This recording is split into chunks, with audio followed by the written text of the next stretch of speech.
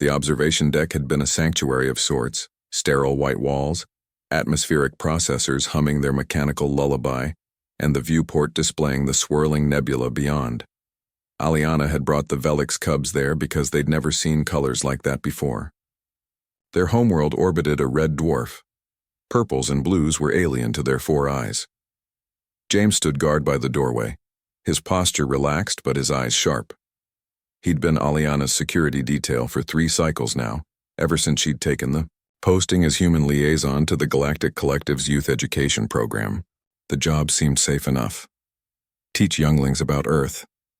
Show them that humans weren't the death worlders of legend. Then the hull breached. The explosion came without warning, a saboteur's plasma charge hidden in the maintenance shaft. The viewport shattered outward in a glittering cascade, and the atmospheric shields failed for 3 critical seconds. Aliana saw it in slow motion. The Velix cubs, their slight frames already lifting off the deck as decompression pulled them toward the void. Their high-pitched keening cut through the alarm klaxons. She didn't think. Her body moved on instinct, honed by Earth's unforgiving gravity and humanity's stubborn refusal to yield.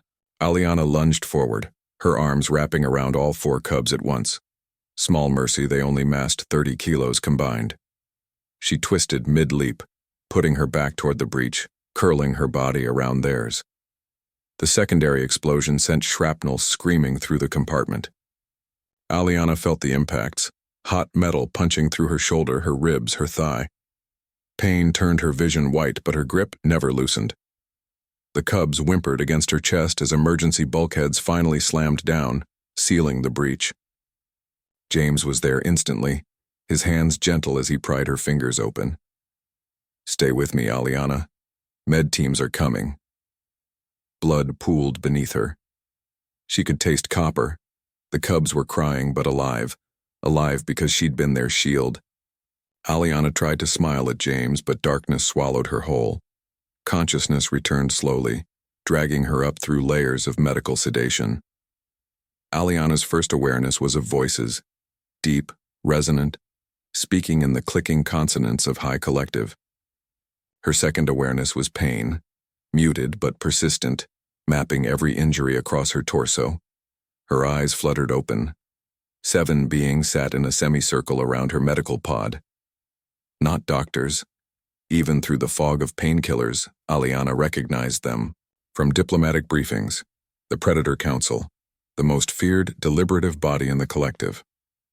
Each represented an apex species from their respective worlds. Cathera, the Velix matriarch, sat directly in her eyeline. 3 meters of scaled muscle and retractable claws that could shred durasteel. Beside her, the Mareshi war chief, his mantis-like frame bristling with biological blade arms.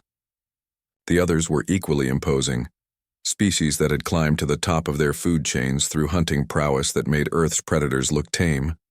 They were all staring at her. Aliana's throat worked. The cubs? Unharmed.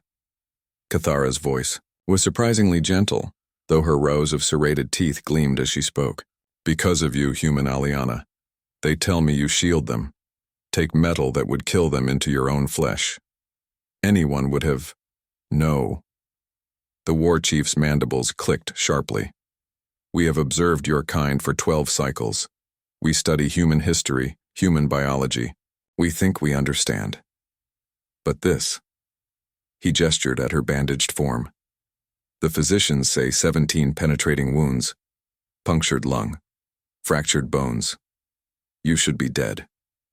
"Hard to kill," Aliana managed a weak smile. "We're stubborn that way." Cathara leaned forward, her claws scraping softly against the deck. "Those were my niece's offspring, my bloodline.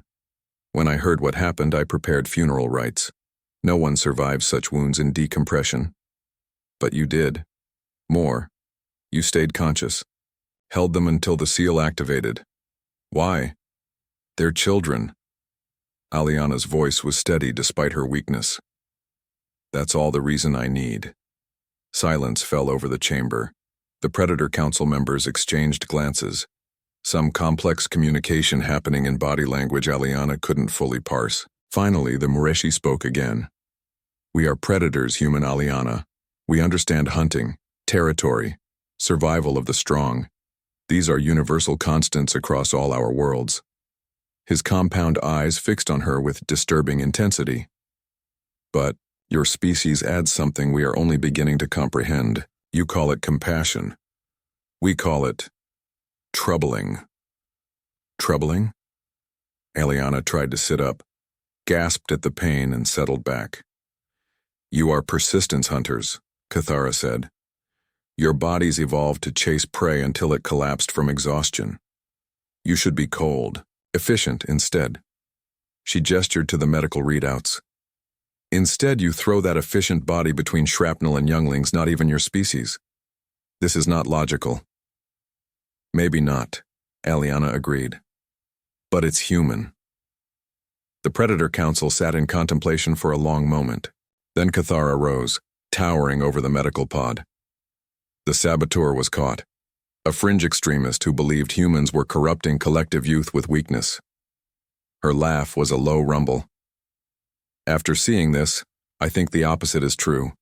You corrupt us with something more dangerous than weakness. What's that? Hope. Cathara placed one massive claw gently against the pod's surface. My niece's cubs now believe the universe contains beings who will protect them, even unto death. This changes them. Changes us. She looked at the other council members. We are unanimous. Humans will have full Predator Council sponsorship for all youth programs, and human Aliana will receive the Crimson Mark, awarded only to those who sacrifice blood for another's bloodline. Aliana felt tears prick her eyes. I just did what anyone should. Yes, the war chief said softly. You did. That is precisely why your species terrifies us, human. You set impossible standards, then call them basic decency. James appeared. At the chamber entrance, relief flooding his face when he saw Aliana awake. Cathara nodded to him, then back to Aliana. Heal, little shield-bearer. The cubs ask for you daily. They wish to show you more colors. As the Predator Council filed out, each pausing to offer some gesture of respect, Aliana closed her eyes. The pain was real.